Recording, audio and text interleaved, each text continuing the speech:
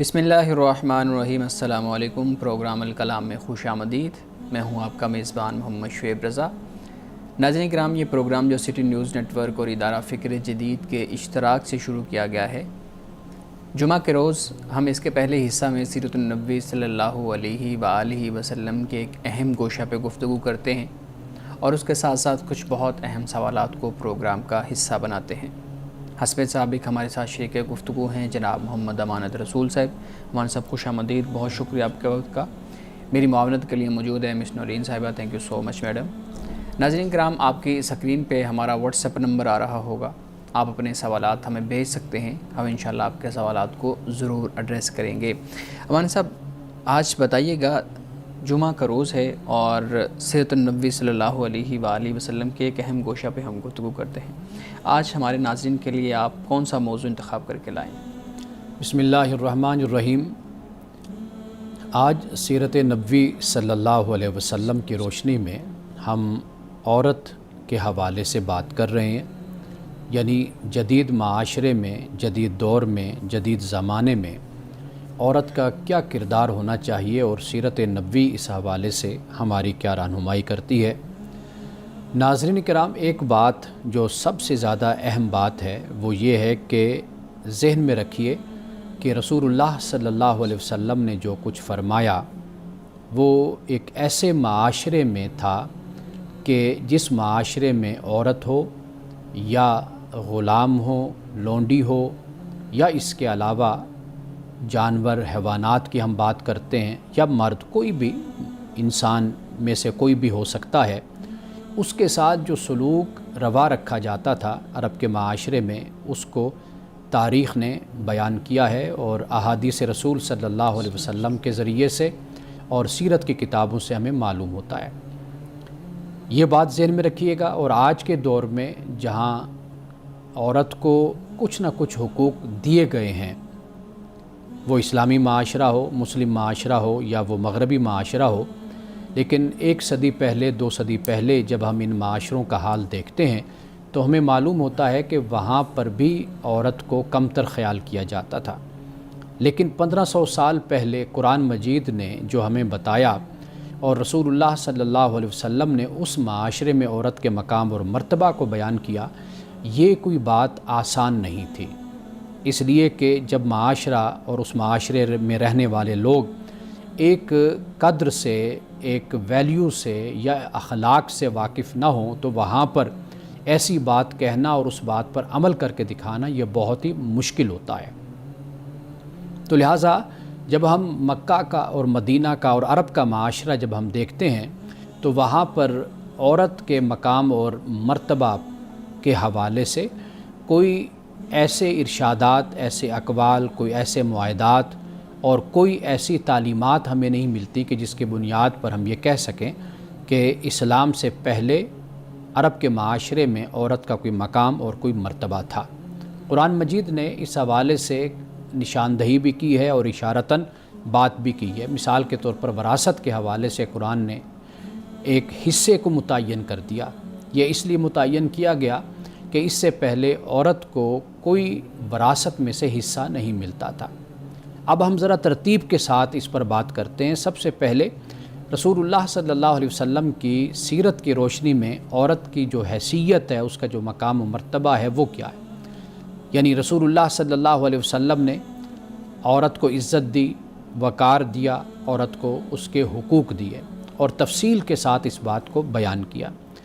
یعنی آپ نے یہ فرمایا کہ عورتیں مردوں کی شریک ہیں، یعنی جیسے مرد ہیں ویسے ہی عورتیں ہیں، جیسی عورتیں ہیں ویسے مرد ہیں، یعنی یہ ایک دوسرے کی تکمیل کرتے ہیں، ایک دوسرے کو مکمل کرتے ہیں۔ تعلیم و تربیت کے حوالے سے جب ہم دیکھتے ہیں تو رسول اللہ صلی اللہ علیہ وسلم نے اپنے ازواج کی بھی تعلیم اور تربیت کا آپ نے اہتمام فرمایا۔ یعنی حضرت عائشہ صدیقہ رضی اللہ تعالی عنہا، آپ کی زوجہ محترمہ حضرت حفصہ، حضرت صفیہ، حضرت زینب، حضرت خدیجہ الکبریٰ رضی اللہ تعالی عنہا کہ کیسے تعلیم اور تربیت فرمائی۔ اور اسی طریقے سے ہم دیکھتے ہیں کہ رسول اللہ صلی اللہ علیہ وسلم نے اپنی صاحبزادیوں، یعنی خاص طور پر سیدہ فاطمہ الزہرا رضی اللہ تعالی عنہا کی جو تربیت اور جو تعلیم فرمائی، وہ ان کے اخلاق اور کردار سے اور خدمات دین سے ہمیں معلوم ہوتی ہیں۔ تو تو یہاں پر جدید دور کی جو عورت ہے اس کے لیے بھی اس بات کا سبق موجود ہے، رہنمائی موجود ہے کہ وہ آج کے دور کے حساب سے تعلیم بھی حاصل کر سکتی ہے اور اعلیٰ مہارت بھی حاصل کر سکتی ہے، یعنی اس پر کوئی اس طرح کی پابندی نہیں ہے۔ رسول اللہ صلی اللہ علیہ وسلم نے جو کلچر تعلیم کا اور تربیت کا پیدا فرما دیا تھا، تو وہاں پر یہ صورتحال تھی کہ صحابہ صحابیات بلکہ آگے ان کی نسلیں بھی قرآن کی مفسرہ بھی بنی، حدیث کی محدثہ بھی بنی اور تاریخ کی مورخہ بھی بنی، علم الانساب کی ماہر بھی بنی، فقہ اور قانون کو جاننے والی بنی، یعنی صحابہ کی صاحبزادیاں اور پھر آگے ان کی پوتیاں اور نواسیاں، انہوں نے پھر اسلام کی ترویج و اشاعت میں اپنا کردار ادا کیا۔ تو یہ سب رسول اللہ صلی اللہ علیہ وسلم کی تعلیم اور تربیت کا نتیجہ تھا۔ ناظرین کرام، عورت کا ایک کردار وہ یہ ہوتا ہے کہ وہ گھر کی معمار ہے، گھر کو تعمیر کرنے والی ہے، یعنی اس کا ایک خاندانی کردار ہوتا ہے، یعنی ایک بیوی کی حیثیت سے بھی کردار ہے، ایک ماں کی حیثیت سے بھی کردار ہے، ایک بہن اور بیٹی کے حوالے سے بھی کردار ہے۔ تو رسول اللہ صلی اللہ علیہ وسلم نے عورت کے کردار کو اس طرح بیان فرمایا کہ جو جنت ہے وہ ماؤں کے قدموں تلے۔ اب ماؤں کے قدموں تلے سے مراد یہ بھی ہے کہ اولاد اپنے والدین کی، اپنی خاص طور پر ماں کی خدمت کرے تو وہ جنت کی حقدار ٹھہرے گی، لیکن اس میں ایک سبق اور بھی ہے، وہ یہ ہے کہ ماں اپنے بچوں کی تربیت اس انداز سے کرے کہ وہ بچے جنت کے حقدار ٹھہر جائیں، یعنی جنت ان کو ملے، اپنے کردار اور اخلاق سے جنت کے وہ حاصل کرنے والے بن جائیں اور اس کے مستحق بن جائیں، حقدار بن جائیں۔ تو یعنی ماں کے حقوق کو بھی اس حدیث میں بیان کر دیا گیا، اور صرف حقوق نہیں بلکہ ماں کے جو ذمہ داری ہے اس کو بھی بیان کر دیا گیا۔ ناظرین کرام، عورت کے سماجی کردار پر ہمیشہ سوال کیا جاتا ہے اور پوچھا جاتا ہے، تو آئیے میں آپ کو عورت کے سماجی کردار کے حوالے سے بتاتا ہوں سیرت نبوی صلی اللہ علیہ وسلم کی روشنی میں۔ آپ دیکھیے کہ صلح حدیبیہ کے موقع پر بھی عورت کا ایک کردار تھا، سماجی کردار تھا، بیعت رضوان کے موقع پر بھی کردار تھا، بیعت میں شرکت بھی کی خواتین نے، ہجرت کے موقع پر بھی دیکھ لیجئے جب رسول اللہ صلی اللہ علیہ وسلم نے ہجرت فرمائی تو حضرت اسماء نے کھانے کا انتظام کیا اور کھانا پہنچایا، یعنی ہجرت کے موقع پر بھی ایک سماجی کردار ہمیں عورتوں کا صرف مکہ میں نہیں، سفر کے دوران نہیں بلکہ مدینے میں بھی ہمیں نظر آتا ہے۔ اسی طرح ہم دیکھتے ہیں کہ جہاد کے موقع پر خواتین بھی ساتھ ہوتی تھی، اور جہاد میں پانی پلانا اور زخمیوں کی مرہم پٹی کرنا، یہ جہاد کے موقع پر، جنگ کے موقع پر خواتین کی حاضری ہوتی تھی اور وہ موجود ہوتی تھی۔ تو گویا کہ خواتین کا سماجی کردار بھی ہے، یعنی سماجی کردار اس طرح کہ مردوں کو خواتین نے تعلیم بھی دی۔ حضرت عائشہ صدیقہ رضی اللہ تعالیٰ عنہ کا جو درس ہوتا تھا مدرسہ، وہ سب سے بڑا ہوتا تھا، اور وہاں پر مرد حضرات بھی آ کر حضرت عائشہ صدیقہ رضی اللہ تعالیٰ عنہ سے علم حاصل کیا کرتے تھے۔ اسی طرح آج کے دور میں بھی خواتین، عورت یعنی طب میں، تعلیم میں اور تحقیق میں اور مختلف شعبوں میں، میڈیا میں، سیاست میں اگر اپنا کردار ادا کرنا چاہتی ہے تو وہ ضرور ادا کرے، لیکن اسلام نے شرم اور حیا کی تعلیم دی ہے۔ یہ حیا کی تعلیم مرد کے لیے بھی ہے لیکن خاص طور پر عورت کے لیے اس لیے بیان کیا جاتا ہے کہ چونکہ اس کے لیے اس کی شخصیت، اس کے وجود اور اللہ نے جو اس کو تخلیق کیا تو اس حوالے سے اس طرف زیادہ رہنمائی کی جاتی ہے کہ جو شرم کے اور حیا کے اور پردے کے یا اس کے علاوہ جو اخلاقی تقاضے ہیں ان کو خاص طور پر خواتین پیش نظر رکھیں۔ آخری بات میں اس حوالے سے یہ عرض کروں گا کہ حقوق اور ذمہ داریاں یہ بیلنس ہوتا ہے، اس لیے کہ ہر حق ذمہ داری سے پیدا ہوتا ہے، یعنی میرا جو حق ہے وہ میری بیوی کی ذمہ داری بن جاتی ہے، جو میری ذمہ داری وہ میری بیوی کا حق بن جاتا ہے۔ تو لہٰذا رسول اللہ صلی اللہ علیہ وسلم نے اس حوالے سے بھی خواتین کو بتایا، اور عملی طور پر آپ نے اس کو نافذ کر کے عملی طور پر لوگوں کی تربیت کر کے آپ نے یہ بتایا کہ عورت کے اگر ذمہ داریاں ہیں تو وہ اس کے حقوق بھی ہیں۔ وَلَهُنَّ مِثْلُ الَّذِي عَلَيْهِنَّ بِالْمَعْرُوفِ، قرآن پاک کہتا ہے کہ معروف طریقے سے جس طرح عورت کے حقوق ہوتے ہیں اسی طرح عورت کی ذمہ داریاں بھی ہیں۔ تو لہٰذا یہ چند نکات اور چند باتیں ہیں کہ ہم رسول اللہ صلی اللہ علیہ وسلم کی سیرت کی روشنی میں اگر دور حاضر میں رہنمائی لینا چاہتے ہیں تو رسول اللہ کی سیرت نے، آپ کے احکام نے، آپ کی سنتوں نے، آپ کی احادیث نے اور قرآن مجید نے اس کو واضح کر دیا ہے کہ بنیادی طور پر عورت کا کردار کیا ہے۔ اللہ سبحانہ و تعالیٰ نے عورت کو اسی طرح پیدا کیا جس طرح مرد کو پیدا کیا. جس طرح مرد انسان ہے اسی طرح عورت بھی انسان ہے. جس طرح مرد کی شخصیت ہے اسی طرح عورت کی بھی شخصیت ہے. اور مقام و مرتبہ خدا کے ہاں عورت یا مرد ہونے پر نہیں ہے. یعنی مرد کوئی ہے تو وہ اعلیٰ مرتبہ رکھے یا عورت ہے تو وہ کم مرتبہ رکھے، نہیں. قرآن اور اسلام اور رسول اللہ کی سیرت یہ بتاتی ہے کہ جس کا اخلاق اچھا، جس کا کردار اچھا، جس میں تقوی، جس میں پرہیزگاری، اعلیٰ خوبیاں اور صفات جس شخص کے اندر ہوں گی، جس ذات کے اندر ہوں گی، وہ خواہ مرد ہے یا وہ عورت، وہ اللہ سبحانہ و تعالیٰ کے نزدیک زیادہ عزت والا ہے، زیادہ محترم ہے. تو لہٰذا رسول اللہ صلی اللہ علیہ وسلم کی سیرت کا اگر ہم مطالعہ کریں آج کے دور میں اور دور حاضر میں، تو ان بنیادی نکات کو ہم مد نظر رکھ کر رسول اللہ کی سیرت سے استفادہ کر سکتے ہیں. ناظرین کرام، یہاں وقت ہوا چاہتا ہے ایک بریک کا، ہمارے ساتھ رہیے.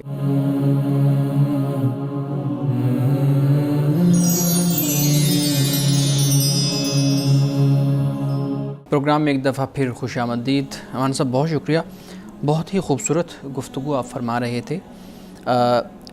اس گفتگو کے دو پہلو میرے سامنے آتے ہیں. ایک تو جو پہلو آپ نے بیان کیا اور اس پہ بھی بات ہو سکتی ہے، ایک اور بھی ہمارے جو نقاد ہیں جو نقد کرتے ہیں ہمارے ہاں لٹریچر پہ، ان کی طرف سے بھی ایک سوال ہمارے سامنے آتا ہے، وہ بھی میں آپ کے سامنے رکھتا ہوں. آپ نے اپنی گفتگو میں یہ بیان فرمایا کہ عورت کا مقام و مرتبہ رسول اللہ صلی اللہ علیہ وسلم کی آمد سے پہلے جو تھا اس کی کوئی حیثیت نہیں تھی اور بہت ہی کم تر اس کو سمجھا جاتا تھا. جبکہ ہم عرب کے معاشرے کو دیکھیں تو بہت سی خواتین ایسی بھی تھیں جو ایک سیاسی حوالے سے یا اپنے قبیلے کی سربراہ کے طور پہ ایک مقام رکھتی تھیں، جیسے حضرت خدیجہ کا رضی اللہ عنہ کا ہمیں ذکر ملتا ہے. اسی طریقے سے زیبا بنت عمر ایک خاتون تھیں، وہ اپنے قبیلے کی سردار تھیں. پھر اسی طریقے سے قرفہ ایک قبیلے کے سردار تھیں، خنسا بنت عمر، اور اس طریقے سے اور بہت سے نام ہیں جو ہمارے سامنے آتے ہیں کہ ان کا ایک مقام تھا. تو یہ کہہ دینا کہ اسلام کے آنے سے پہلے عورت کی کوئی حیثیت ہی نہیں تھی، یہ محل نظر نہیں ہے. اس پہ آپ کی کیا رائے ہے؟ دیکھیے، جب ہم ایسی بات کہتے ہیں نا، عرب کے معاشرے کے حوالے سے کہتے ہیں یا دنیا کا کوئی بھی معاشرہ ہو، تو اس کی بنیاد عمومی رویہ، چال چلن معاشرے کا ہوتا ہے. ٹھیک. آپ جب کوئی مثال لائیں گے تو وہ ایک ایکسیپشنل صورت ہوگی، ایک استثنائی صورت ہوگی، وہ آپ سامنے رکھیں گے. جیسے مثال کے طور پر آپ نے چند خواتین کا محترم خواتین کا آپ نے ذکر کیا ہے، لیکن آپ یاد رکھیے کہ دو پہلو ہمیشہ پیش نظر رکھیں. ممکن ہے کوئی اور بھی پہلو سامنے آ جائے. ایک تو یہ ہوتا ہے کہ کچھ خواتین کی ذاتی اوصاف ہوتی ہیں، ذاتی صلاحیت، ذاتی قابلیت ہوتی ہے کہ جو برے سے برے معاشرے میں بھی وہ منظر پر آ جاتی ہیں خواتین اپنی ذاتی صلاحیت کی بنیاد پر. صحیح. ایک بات تو یہ ہوتی ہے. دوسری بات یہ ہوتی ہے کہ کئی دفعہ تعلق ایک اشرافیہ طبقے سے ہوتا ہے. یعنی اشرافیہ ہمارے ہاں تو نیگیٹو استعمال کیا جاتا ہے، بڑے خاندان سے تعلق ہوتا ہے. جیسے عرب میں قبائل تھے تو متمول، مالدار خاندان، سردار کے خاندان، سیاست میں، حکومت میں، معیشت میں یا معاشرے میں ان کا ایک مقام، ایک مرتبہ ہوتا ہے. ٹھیک ہے. تو وہ خواتین پھر سامنے آ جاتی ہیں نام کی وجہ سے. جی. دیکھا یہ جاتا ہے کہ جو ایک عام طبقہ ہے اس معاشرے کا یا جو مفلوق الحال طبقہ ہے، جو نچلا طبقہ ہے، تو وہ ان کی صورت حال کیا تھی اس وقت، یہ چیزیں مد نظر رکھی جاتی ہیں. یعنی مثال کے طور پر اگر آپ رومی معاشرے کی بھی آپ بات کریں یا یونانی معاشرے کی آپ بات کریں یا ہندو معاشرے کی آپ بات کریں یا ایرانی معاشرے کی قبل از اسلام آپ بات کریں، تو بہت سی خرابیاں وہاں پر بھی ہمیں نظر آتی ہیں. ٹھیک ہے نا جی. لیکن یہ ہے کہ کچھ نہ کچھ خوبیاں بہرحال وہاں پر، چونکہ انسان کا دامن کبھی بھی ایسا نہیں ہوا کہ کلی طور پر انسان خوبیوں سے خالی ہو. یہاں تک کہ پیغمبران خدا کے زمانے میں بھی آ کر کچھ لوگ تو تھے نا جو ایمان لانے والے بھی تھے، ان کی آواز پر لبیک کہنے والے بھی تھے.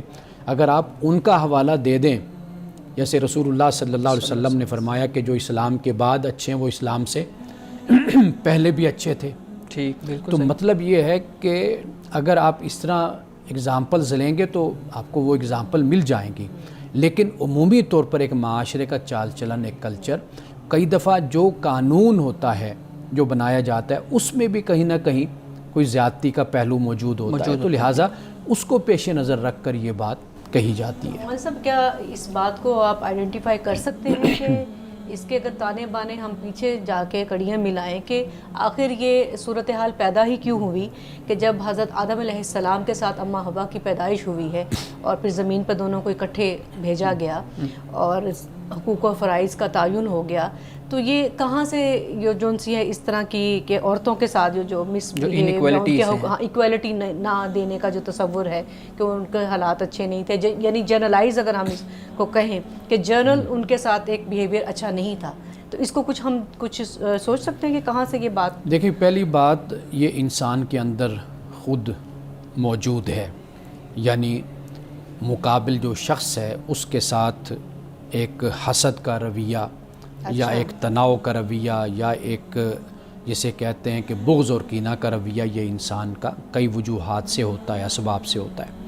یعنی آپ دیکھ لیجئے کہ کسی بھی زندگی کے شعبے میں ایک مسابقت کا پہلو ہوتا ہے، ایک دوسرے سے جلن کا پہلو، کوئی آگے نکل گیا، کوئی پیچھے رہ گیا۔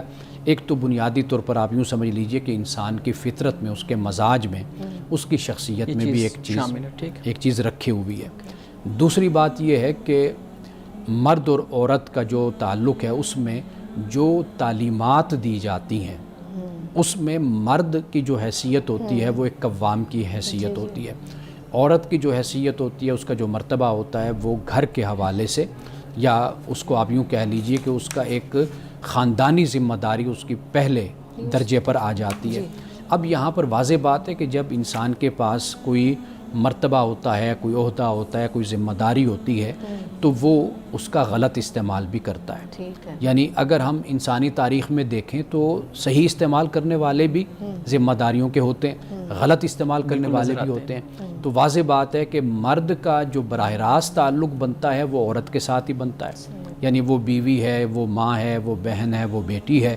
تو اب ان کے اندر بیلنس رکھ کر چلنا، یا مرد کا انصاف کے ساتھ، عدل کے ساتھ اپنی بیوی کے ساتھ سلوک کرنا، چونکہ یہاں پر بہت سی اور وجوہات ایسی ہوتی ہیں کہ جس کی بنیاد پر پھر وہ ظلم پر بھی اترتا ہے، عدوان پر بھی اترتا ہے، زیادتی پر بھی اترتا ہے۔ ایک تو اپنے رائٹ کی بات کی، یعنی مذہب نے جو اس کے حوالے سے ہمیں رہنمائی دی ہے وہ اسی بنیاد پر ہی مہیا کی ہے نا، کہ ایک تو مرتبہ اور عہدہ جو اللہ نے ایک ذمہ داری مرد کو قوام کی دے دی، تو واضح بات ہے کہ انسان کسی بھی عہدے پر فائز ہوتا ہے تو اس کو مس یوز بھی کرتا ہے، تو اس کو مس یوز کرنے میں پھر اس کا جو پہلا نشانہ بنتا ہے وہ پھر عورت ہی بنتی ہے۔ اچھا مولانا صاحب، مجھے میں آپ کی پہلی بات پہ آنا چاہوں گا۔ آپ نے کہا کہ ایکسیپشنل کیسز ہوتے ہیں، جو جتنے بھی نام ہم نے لیے ہیں، اگر ہم اس ٹائم پیریڈ پہ آبادی کو دیکھیں، مکہ کی یا مدینہ کی آبادی کو دیکھیں، یا آس پاس کے جو قبائل تھے ان کی آبادی کو دیکھیں، تو بہت کم آبادی تھی۔ اس کم آبادی والے ایریا میں بھی اس طرح کی اگر کچھ خواتین کے نام ملتے ہیں تو ہم اس کو ایکسیپشنل کیسے کہہ سکتے ہیں؟ یہ تو ہو نا کہ کروڑوں کی یا اربوں کی آبادی تھی یا چلے لاکھوں کی آبادی تھی، تو اس کی بنیاد پہ کچھ 10 کیس بھی اگر نکل آئے ہیں تو ایکسیپشنل کیس ہم اس کو کہہ لیں گے۔ لیکن ہم ایک چھوٹے آبادی والے علاقے میں اس طرح کی بڑی بڑی مثالیں ہیں، ان کو ایکسیپشنل کیس کیسے کہیں گے؟ دیکھیے، اس کا جو پس منظر ہے نا وہ یہ ہوتا ہے کہ جو رواجات اور جو رسوم وہ چند بنیادوں پر قائم ہوتے ہیں، آپ ان کو قوانین کی صورت بھی کہہ سکتے ہیں۔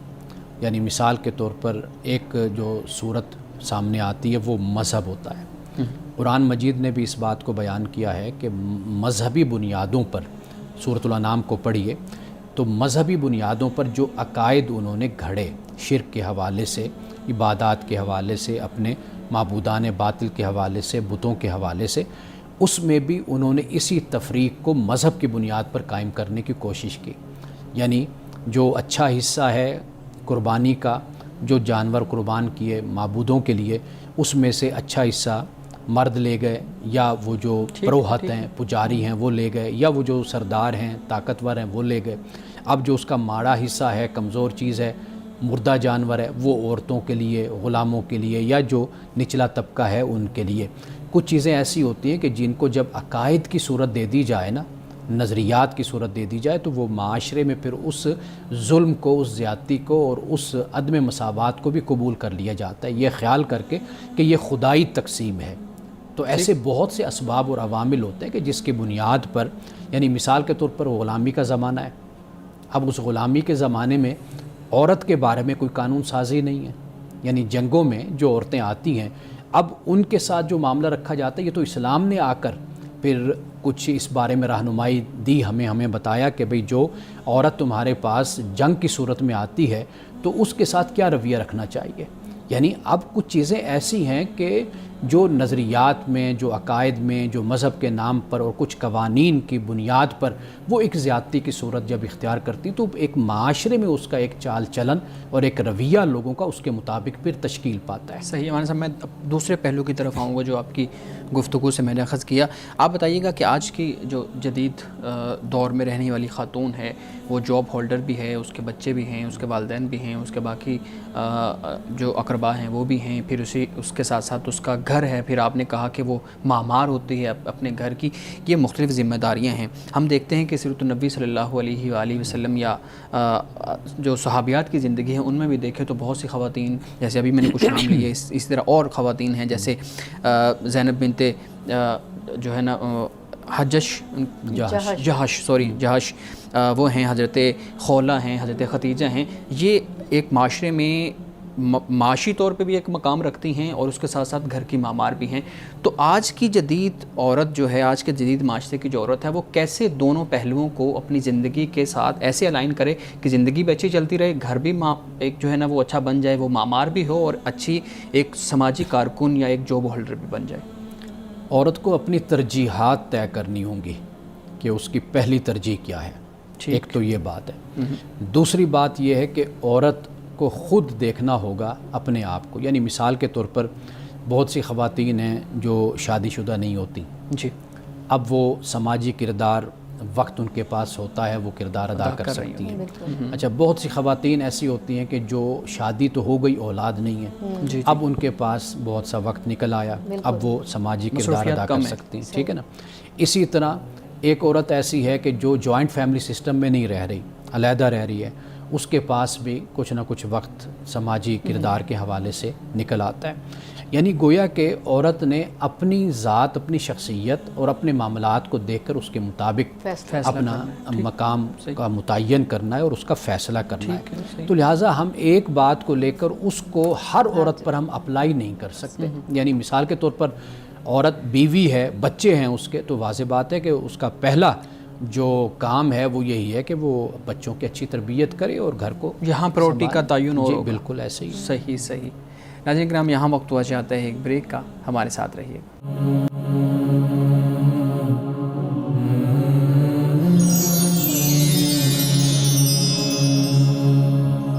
پروگرام میں ایک دفعہ پھر خوش آمدید.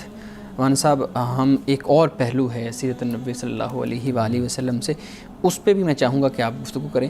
آج کل ہمارے ملک میں سیلاب ہے اور بارشوں کی وجہ سے بہت زیادہ حالات خراب ہیں اور مختلف لوگ اس پہ مختلف آراء دے رہے ہیں. کوئی کہہ رہا ہے کہ یہ ہمارے اعمال کی وجہ سے ہے، کوئی کہہ رہا ہے کہ نہیں جی جو ہم نے مظاہر فطرت کو ہم نے خراب کیا ہے اس کی وجہ سے ہے، کوئی کہہ رہا ہے ہماری بدعمالیوں کی وجہ سے ہے. میں آپ کی رائے جاننا چاہوں گا کہ بنیادی طور پہ جو زمین یا فطرت کا جو قانون ہے، جو مظاہر ہیں، اسلام اس کو کس نگاہ سے دیکھتا ہے؟ کیا یہ صرف انسان کے استعمال یا اس کے معاش سے متعلق ان کی اہمیت ہے، یا پھر یہ اللہ کی دی ہوئی ایک ایسی امانت ہے جس کے بارے میں اللہ رب العزت اسی طرح سے سوال کرے گا، اسی طرح سے ہماری دی ہوئی زندگی پہ سوال کرے گا؟ قرآن مجید نے اس حوالے سے یہ بیان کیا ہے کہ یہ جو کچھ بھی اس کائنات میں موجود ہیں یہ آیات اللہ ہیں، اللہ کی آیات ہیں. ٹھیک ہے. یعنی ایمان کی بنیاد پر اگر ہم اسے دیکھیں گے تو یہ آیات اللہ ہیں، اللہ کی نشانیاں ہیں. صحیح. یعنی ہم ان کو دیکھ کر خدا تک پہنچتے ہیں. بے شک. یعنی یہ دلائل ہیں ذات خداوندی کی. جیسے سورۃ الفاتحہ کی جو پہلی آیت ہے وہاں پر رب العالمین فرمایا. یہ جو عالم ہے، عالم وہ ہوتا ہے جو جاننے والا ہوتا ہے، عالم جس کو ہم کہتے ہیں علم والا. عالم وہ ہوتا ہے جس کے ذریعے سے ہم کسی کو جانتے ہیں. تو ہم اس کائنات کو دیکھتے ہیں تو اس کے ذریعے سے ہم خدا کو جانتے ہیں. ٹھیک ہے. خدا کو جانتے ہیں، خدا تک پہنچتے ہیں. تو لہٰذا یہ عالم ایک تو ایمان کے حوالے سے ہم دیکھتے ہیں تو یہ بات ہے. صحیح. دوسری بات یہ ہے کہ قرآن مجید نے اس کو بھی بیان کیا ہے کہ اللہ الذی سخر لکم ما فی السماوات و ما فی الارض، کہ اللہ نے جو کچھ بھی زمین اور آسمان میں ہے، آسمانوں میں، وہ اللہ نے تمہارے لیے مسخر کر دیا. صحیح. انسان کو اللہ نے اپنی عبادت کے لیے پیدا کیا. اب جب اللہ نے اس ساری کائنات کو مسخر کیا، تسخیر، تو یہ اس کا مقصد کیا ہے؟ اس کا مقصد یہی ہے کہ انسان اس سے استفادہ کرے، اس کائنات سے، اور اس طریقے سے استفادہ کرے کہ اس پر کسی کا قبضہ نہ ہو، بلکہ یہ اللہ کی ساری مخلوق کے لیے ہے اور ساری مخلوق اس سے فائدہ حاصل کرے۔ تو لہٰذا یہ ایک دوسرا قدم ہو جاتا ہے جو قرآن مجید اس کو بیان کرتا ہے، یعنی پہلا ایمان کے پہلو سے دیکھتے ہیں تو آیات اللہ ہیں، اور دوسرے پہلو سے اگر ہم اس کو دیکھتے ہیں تو یہ اللہ تعالیٰ نے اس ساری کائنات کو مسخر کر دیا ہے انسان کے لیے۔ تو لہٰذا واضح بات ہے کہ آپ کو ایک چیز دی جاتی ہے تو آپ کی دانائی، آپ کی ذمہ داری، آپ کی فراست کا تقاضا یہی ہے کہ آپ اس دی ہوئی چیز کا خیال بھی کرتے ہیں، اس کی حفاظت بھی کرتے ہیں، اس کا تحفظ بھی کرتے ہیں۔ یعنی آپ کو اگر ایک چیز دی جائے تو آپ اس کو یعنی مس یوز کریں، اس کو بہت رفلی آپ استعمال کریں، اس کو تباہ و برباد کر کے رکھ دیں، تو آپ مجھے بتائیے کہ آپ نے کس کا نقصان کیا؟ تو آپ نے اپنا ہی نقصان کیا۔ تو گویا اللہ تعالیٰ نے یہ کائنات اور اس کائنات میں جو نعمتیں ہیں خدا کی، یہ امانت ہیں، اللہ نے ہمیں دی ہیں کہ ہم نے اس کو استعمال کرتا ہے۔ دیکھیے قرآن مجید نے یہاں اس حوالے سے یہ بھی فرمایا کہ مستقر و متاع الی حین، کہ یہاں جو ٹھکانہ ہے تمہارا اور یہ جو اس کائنات میں دنیا میں جو سامان ہے الہین، یہ ایک مدت تک کے لیے تمہارے پاس ہے، تم بھی یہاں پر ایک مدت کے لیے ہو اور اس کا استعمال بھی تمہارے ایک مدت تک کے لیے ہے، اس کے بعد تم نے میرے پاس آنا ہے۔ تو لہٰذا اس دنیا میں اللہ نے انسان کو جو کچھ بھی دیا ہے، جو کچھ بھی عطا کیا ہے، یعنی وہ کھانے کا، وہ پہننے کا، وہ پینے کا، وہ انسان کی زندگی میں جو بھی سہولت، ایون کہ یہاں تک کہ یہ ہوا اور یہ فضا، یہ پانی، ہر چیز جو اللہ نے ہمیں عطا کی ہے، اس کے صحیح استعمال کی ہمیں تعلیم بھی دی گئی ہے قرآن میں اور سنت میں۔ تو لہٰذا اس کا صحیح استعمال کریں گے تو ہم خدا کے یہاں سرخرو ہوں گے، اگر ہم اس کو برباد کریں گے اور اس کا غلط استعمال کریں گے تو اس کا ہم اللہ کی بارگاہ میں جواب دیں گے۔ بالکل صحیح ہے۔ آپ نے قبضہ کی بات کی ہے اور پھر آپ نے بتایا کہ اسی طرح سے ہم ان چیزوں کو استعمال کر سکتے ہیں اور ان کا خیال کرنا ہمارے پہ ضروری ہے۔ ایک روایت میں آپ کے سامنے پڑھتا ہوں، پھر ایک سوال کی طرف آتے ہیں۔ رسول اللہ صلی اللہ علیہ وسلم سے منسوب ایک روایت ہے کہ جس نے زمین کی حدود تبدیل کی اس پر اللہ کی لعنت ہے، اور قیامت کے دن اس پر اللہ کا غضب ہوگا اور اللہ رب العزت اس کی نفل یا فرض عبادت قبول نہیں کرے گا۔ اب اس روایت کے تناظر میں یہ بتائیے گا کہ یہ کتنا سنگین جرم ہے، کتنی سنگین بات ہے کہ آپ کسی کی زمین پہ قبضہ کر لیتے ہیں، وہاں پہ درخت کاٹ دیتے ہیں۔ قرآن مجید نے ظلم اور عدوان کا جو لفظ استعمال کیا اور سختی کے ساتھ اس سے منع کیا کہ آپ کسی کے ساتھ بھی ظلم نہ کریں، عدوان نہ کریں۔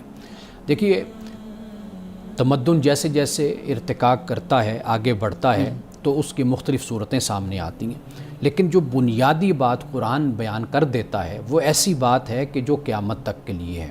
وہ کیا ہے؟ وہ ہے ظلم۔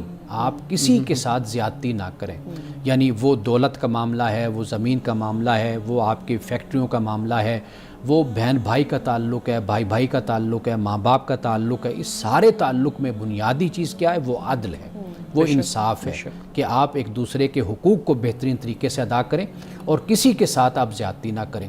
یہی معاملہ ہو جاتا ہے جہاں پر انسان کا انسان کے ساتھ تعلق ہے، جیسے مثال کے طور پر حکومت کا عوام کے ساتھ تعلق ہوتا ہے، جیسے کاروباری لوگوں کا اپنے کسٹمر کلائنٹ سے تعلق ہوتا ہے، اسی طرح ان تعلقات میں بھی ہمیشہ ظلم اور عدوان سے انسان کو بچنا چاہیے۔ جہاں تک آپ نے یہ بات کی، دیکھیے زمین پر قبضہ کرنا یہ بھی ظلم اور عدوان میں ہی آ جاتا ہے۔ تو لہٰذا ہم یہ کہیں گے کہ اس کی اللہ کے ہاں بڑی سخت سزا ہے کہ جیسے ایک ظالم کے ساتھ خدا قیامت کے دن معاملہ فرمائے گا، اسی طرح وہ شخص کے جو اس طرح دوسروں کی زمینوں پر قبضہ کرتا ہے، لوگوں کو دھوکہ دیتا ہے، فریب دیتا ہے۔ ہم نے دیکھا ہے کہ زندگی بھر کی جمع پونجی لوگوں کی ہوتی ہے اور وہ گھر بنا کر بیٹھتے ہیں، اس کے بعد ان کا گھر جو ان سے وہ بالکل تہوبالا ہو کر رہ جاتا ہے، برباد ہو جاتا ہے۔ تو یہ یعنی یہ بڑی بد دعائیں ہیں۔ رسول اللہ صلی اللہ علیہ وسلم نے فرمایا کہ مظلوم کی جو بد دعا ہوتی ہے یہ عرش پھاڑ کر بھی خدا کے پاس پہنچتی ہے۔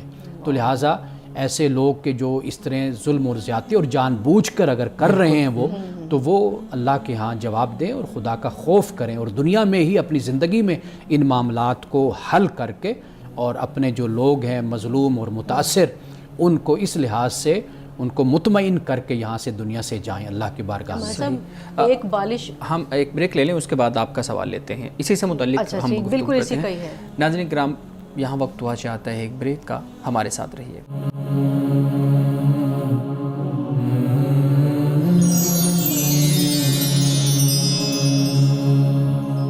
پروگرام میں ایک دفعہ پھر خوش آمدید۔ جی میں صاحب سوال کرنا چاہ رہے تھے۔ جی، جو ہماری بات بریک سے پہلے چل رہی تھی، تو اس حوالے سے میرے یہ کہنا چاہتی ہوں کہ میں نے جو ایک پڑھا تھا کہ ایک بالش زمین پہ بھی قبضہ جو ہے، اس حوالے سے آپ صلی اللہ علیہ وسلم کی ایک بڑی سخت وعید تھی، میں چاہوں گی کہ آپ وہ بھی ناظرین کے سامنے رکھیں۔ جی، آپ نے یہ فرمایا کہ اگر کسی نے کسی کی ایک بالشت زمین پر بھی قبضہ کیا تو 7 زمینیں اس کے گلے میں ڈالی جائیں گی، اسے کہا ہوگا اب تو کہا جائے گا کہ اب تو چل، یہ اسے کہا جائے گا۔ یہ جو 7 زمینیں ہیں، مطلب یہ کہ عذاب کی اور سزا کی شدت اور سختی کی طرف یہ اشارہ ہے۔ یعنی جو ایک بالشت زمین کتنی ہوتی ہے، لیکن اس کا جو عذاب ہے اور اس کی جو سزا ہے وہ 7 زمینوں کے برابر ہوگی، اس شخص کو خدا کی طرف سے دی جائے گی۔ صحیح۔ ایک سوال پلیز کہ جو رسول اللہ صلی اللہ علیہ وسلم کی سیرت کے حوالے سے بے شمار مرتبہ ہم اپنے پروگرام میں یہ چیزیں ڈسکس کر چکے ہیں کہ آپ صلی اللہ علیہ وسلم نے بیٹیوں اور ماؤں کے مقام کو کس قدر بلند فرمایا اور عملی طور پہ دکھایا، لیکن میں یہ سمجھتی ہوں کہ آج اس ٹاپک کے حوالے سے آپ دوبارہ کچھ ایسی باتیں جو ان سی ہیں وہ ہمارے ناظرین کے سامنے شیئر کریں، کہ جس سے، کیونکہ مجھے نظر آتا ہے اپنے معاشرے میں جب ہم دیکھتے ہیں کہ ان چیزوں کو بہت سننے کے باوجود ماؤں کی وہ قدر و قیمت نہیں ہے، گھروں میں ماؤں کے ساتھ جو سلوک کیا جاتا ہے، بلکہ اس پہ بھی روشنی ڈالیں کہ جب ہم دیکھتے ہیں کہ بچہ باپ کی نسبت اپنی ماں کے ساتھ زیادہ مس بیہیو کرتا ہے، اس وجہ سے کہ وہ نرم ہے یا اس کو دبایا جا سکتا ہے، اس کے بارے میں آپ کیا فرمائیں گے؟ آپ نے خود ہی اپنے سوال میں جو آپ نے آخری جو الفاظ بولے، اصل میں وہی اس کا جواب ہے، لیکن میں اس کو تھوڑا سا اس طریقے سے کھول دیتا ہوں کہ چونکہ جس کے ساتھ زیادہ تعلق ہوتا ہے نا براہ راست، تو وہاں پر پھر رویہ بھی اسی کے ساتھ کبھی کمی بیشی اس کے ساتھ چلتی ہے۔ یعنی ماں کا چونکہ اولاد کے ساتھ براہ راست ایک رابطہ ہمیشہ گھر میں زیادہ رہتا ہے، جس کی وجہ سے آپ دیکھیے کہ بچے جن سے دور ہوتے ہیں ان کی طرف کشش زیادہ ہوتی ہے، اور بچے جن کے ساتھ زیادہ رہتے ہیں ان سے ان کی تھوڑی سی دوری ہوتی ہے۔ تو یہ معاملہ ایک مزاج یا طبیعت کا یا فطرت کا بھی ہوتا ہے، لیکن ایک تو یہ بات، دوسری بات یہ ہے کہ جو ماں کی طرف سے ہے، ماں چونکہ عورت میں اللہ تعالیٰ نے جو ایک صلاحیت رکھی ہے وہ ایبزارب کرنے کی رکھی ہے، یعنی برداشت کرنے کی، یہ چیز زیادہ عورت کے اندر، ماں کے اندر ہوتی ہے۔ اس لیے آپ دیکھیے کہ بچوں کی پیدائش ہے، بچوں کی تربیت ہے، دودھ پلانا ہے، بچوں کو کے لیے راتوں کو جاگنا ہے، یہ ماں زیادہ اچھے طریقے سے، بہتر طریقے سے یہ سر انجام دیتی ہے اور دے بھی سکتی ہے۔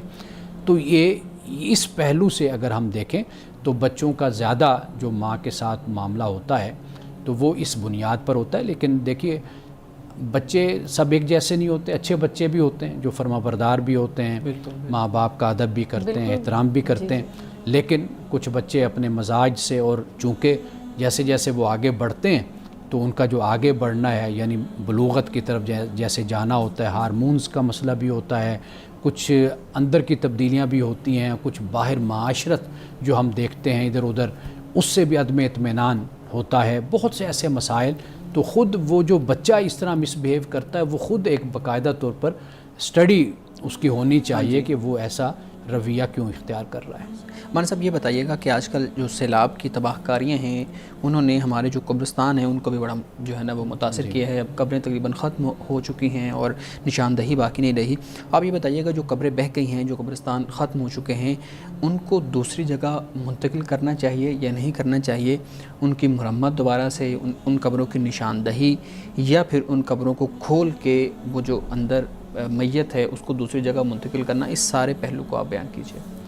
سب سے پہلے اس بات کو ضرور ذہن میں رکھیے ناظرین کرام جو ہمارے سن رہے ہیں وہ بھی، کہ مردے کی حرمت ایسے ہی ہے جیسے ایک زندہ انسان کی حرمت ہے۔ یعنی رسول اللہ صلی اللہ علیہ وسلم نے فرمایا کہ مردے کی ہڈیاں ٹوٹنا یا توڑنا یہ ایسے ہی کہ جیسے زندہ انسان کی ہڈیاں توڑنا ہے، یہ حرمت کی بنیاد پر، عزت اور تکریم کی بنیاد پر آپ نے یہ فرمایا۔ اچھا، اب جو آپ نے سوال پوچھا ہے، دیکھیے اس کی کئی صورتیں بن جاتی ہیں۔ ایک تو یہ ہے کہ ایسی ڈیڈ باڈی ہے کہ جسے دفنائے ہوئے کچھ دن ہوئے اور سیلاب آ گیا. اب واضح بات ہے کہ ابھی اس کا جسم باقی ہے. صحیح. اب اس کے جسم کو اگر وہ جگہ میسر ہے جہاں پر وہ پہلے مدفون تھا تو اس کو وہیں پر ہی دفن کر دیا جائے گا. ٹھیک ہے. ٹھیک ہے نا, چونکہ اس کا جسم موجود ہے ابھی. تو اگر وہ جگہ صحیح میسر نہیں ہے تو پھر کوئی اور جگہ پر جو بھی آسانی کے ساتھ میسر ہوگی منتقل کر دیا جائے گا. اچھا, پھر ایک صورت یہ ہوتی ہے کہ سالہ سال گزر گئے, اب جسم باقی نہیں رہا قبر میں, اب صرف ہڈیاں ہیں. اب اس کا احترام اور اس کی حرمت یہ ہے کہ ان ہڈیوں کو جمع کر کے کسی جگہ پر ان کو دفنا دیا جائے, ان کو دبا دیا جائے. تو لہٰذا انسان کے جسم کا کوئی بھی ٹکڑا, ہاتھ ہے, کوئی کھوپڑی ہے, کوئی ٹانگیں ہیں, کچھ بھی ملتا ہے, ان کو بڑے ادب اچھے طریقے سے اس کا اہتمام کر کے, اس کو اکٹھا کر کے, جمع کر کے اس کو پورے احترام کے ساتھ اس کو دفنا دیا جائے. اور جو لوگ دیکھنے جاتے ہیں مردے کو کیا حالت ہے اس کی قبروں کے اندر, اب تو قبریں جو ہے نا وہ گر گئی ہیں نا, بہت سی قبریں, تو اس بارے میں آپ کی کیا رائے ہے؟ دیکھیے, میں وہی عرض کر رہا ہوں نا کہ اگر کوئی دیکھنے جاتا ہے تو یہ تماشا نہیں ہے, عبرت کا مقام ہے. یعنی ہمیں یہ سوچنا چاہیے کہ اس طرح کل ہم بھی انہی قبروں میں ہم ہوں گے, اور ایسی صورتحال میں کیا حال ہوگا لوگوں کا اس وقت. تو لہٰذا عبرت کے نقطہ نظر سے اگر کوئی جاتا ہے تو وہ جائے, ضرور دیکھے. لیکن یہ ہے کہ جو ہڈیاں ہیں اور جو مردہ ہے وہ میں نے آپ کو بتا دیا کہ اس کے ساتھ کیا معاملہ ہونا چاہیے. بہت شکریہ مانند صاحب آپ کے گفتگو کا. ناظرین کرام, اس دعا کے ساتھ اپنے پروگرام کا اختتام کریں گے. اللہ رب العزت حسن کلام اور تاثیر کلام عطا فرمائے, ہماری زبان کی گروں کو کھول دے اور سننے والوں تک خیر کا پیغام پہنچے. اجازت دیجیے, خدا حافظ.